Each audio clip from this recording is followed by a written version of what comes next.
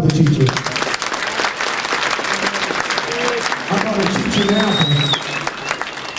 I bought an apple for a teacher. I always wanted to bring an apple to the teacher. I didn't when I was growing up, but I went and got this apple right here. My daughter thought it was real and she bit into it. So that really is a signature apple right there. I'd like to give this to a teacher. Somebody point, who y'all pointing to? Oh, wow. Pass that back to that young man right there, please. Y'all clap for him.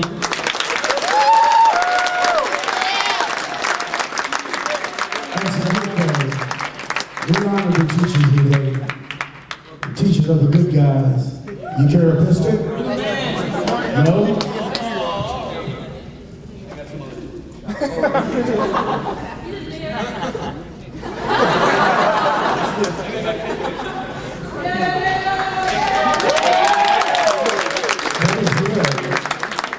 That is good. We've got a few minutes left. We've got a few minutes left. I was going to mention this. A mother took a PlayStation away from her son in Philadelphia, and he was so angry that he killed his mom. And his whole reason behind it was the fact that he talked about she got on his nerves. I'm amazed that we have kids nowadays that are making decisions about their lives.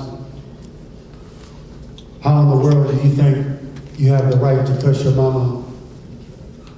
What goes around comes around. Let me finish. My son, I love him. And I left him that day and I told him this. I said, son, you've been locked up for 5 years. Now watch this here. And I'm going to reiterate what I said. Do what you want to do. If you want to get drunk, then you get drunk. If you're sitting here right now, and I've got letters that I've spoken to schools before proms, and I've had kids that have changed their minds on the spot. Because what if that's the day that you get pregnant? What if that's the day that you make a decision about your physical body and you pick up an STD or whatever it might be? That ought to be your choice. If you decide to do it, then you got to do it. But you have the right to say no. People need to value your opinion. And my son Jennings, I love him. I love all my kids. And I told my son this, listen to me. Look down toward this way, we're going to finish in a second. I told my son, if you'll do what I'm getting ready to tell you, you won't go back to prison. He said, what is that, Pops? I said, don't get high no more. He said, oh, okay. Now watch this here. See, when you make decisions about your body, about your life, make them for you, not the principal, not God, not the Pope, although those people might be important, but make decisions about your life for you, because it's you that pays the price for it. He's all okay, Pops. And man, we hugged some more, man, and hung out, and I left, and 3 months later, I get a phone call. I'm at the airport. Y'all stop.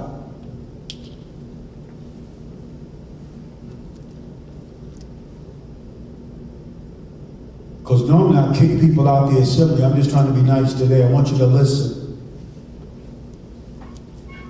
And especially when I'm talking about my kids, because I'm very sensitive when I talk about my kids. Because he never made it to the 9th grade.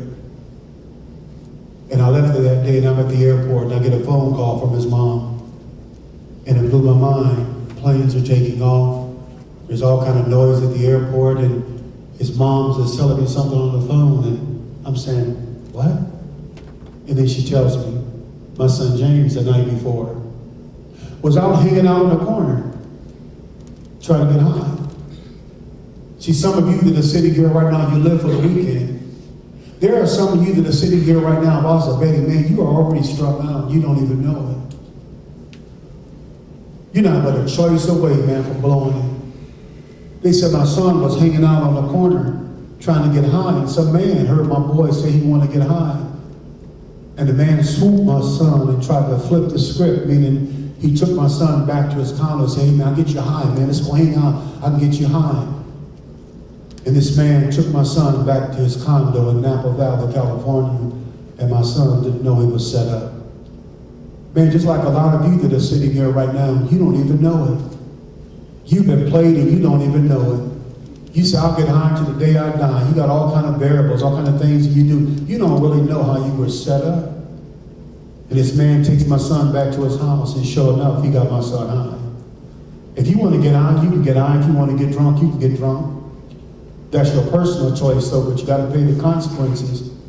This man takes my boy back there playing each other. Man, now he's high. The guy goes in the bathroom. My son didn't know he was a pedophile. The man comes out the bathroom with no shirt on and a knife. And this man tries to rape my son. My son is larger than me. My son took the knife from the man and cut him up in pieces. My son killed the man on the spot. They gave my boy 15 years to life. On a humbug. On a humbug. My son ought not be locked up. My son ought to be here. You see, the first time he got locked up, my son would get up and say, you know what? When I got locked up the first time, my father taught me how to be a thug, but he changed and I changed. But he never changed. So my son can't get up and finish my message. My son got up this morning in an institution, 15 years to life. He's as violent now as he's ever been. He's still banging in the joint in order to survive. 15 years to life. He should have never got locked up. I want to challenge you right now. Don't nobody get no pass. Don't nobody have, look at me, no one has perfect parents. No one has a perfect life.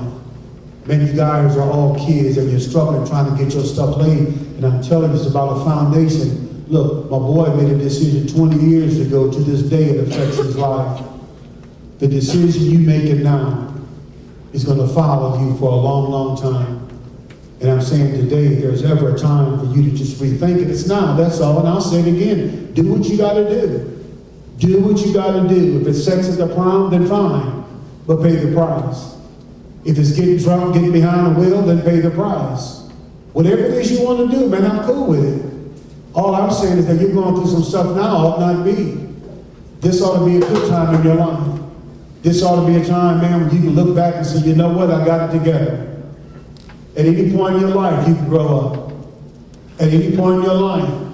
And when I say virgin or being drug-free or whatever, don't think for one moment that's less than anybody else.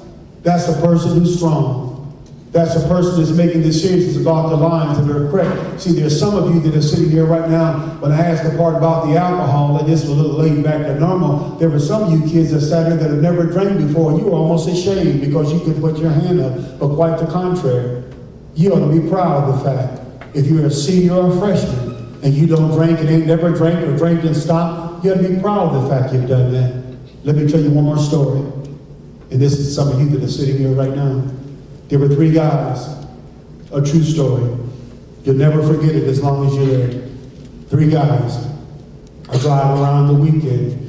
They're drinking, getting high, and they see a girl walking down the street. And they decide to kidnap and rape her. I want you to see the girl. They snatched this girl, and they put a bag over her head, tied the bag, and threw her in the back seat. I want you to just see the girl. I know that you might not have no issues, but if you can just see this girl. She's in the back seat of the car, 3 guys are in the front, and all they're talking about is raping this girl. I can only imagine what she was thinking. I can only imagine it's probably hard for her to breathe because of the bag being on her head. I could only imagine what she was going through. They drove around some more, it's party time, and they see one more boy walking down the street. They decide to get him as well. They pick him up and they tell him what they're going to do. And he said, man, I don't want to be a part of it. I'm not going to rape her. He must have been a good kid. Man, the majority of you girls and guys that are sitting here right now, you're good kids. You've been through hell. You've seen too much. They've told you too much. So finally get to the outskirts of town. Just watch this girl. One by one, they rape this girl. I can only imagine in the backseat of the car, not being able to breathe and bounced around. Talk too dirty. And they raped this girl one by one. Then it came time for the 4th boy, the good boy. So they tell him something that made him change his mind. I don't know what it was. I know it was peer pressure. Maybe they put him down and told him he was stupid. I don't know what they said to this boy, but he changed his mind. I'm going to suggest that some of you guys that are sitting here right now, you're really a good kid. You're just following the path. You're doing some things that you know that's wrong, and in your heart, because of peer pressure, you wish you could change it. One by one, they raped this girl. When it came time for the fourth boy, he got in the back seat and he get on top of her and he's starting to rape her. Now the bag, I want you to see the girl. As he's in the back seat raping this girl, somehow the bag from the force, the blunt, made the bag come off of her head and slipped off of her head. And the fourth boy is raping this girl. When the bag came off of her head, he looks down and it dawns on him that it was his sister he was raping. Can you see the girl? Just for a moment, can you see the girl look up, all that she had been through? And she look up, and the face she sees, the face of her brother. Now look at the brother. Could you imagine a good boy that went along with the crowd? Now he's doing something he really didn't want to do in the first place. And he looks down and he's raping this girl. It dawns on him that he's raping his sister. He'll never get over it as long as he lives. If he would have only known that was his sister, he wouldn't have went along with it. But it was somebody's sister.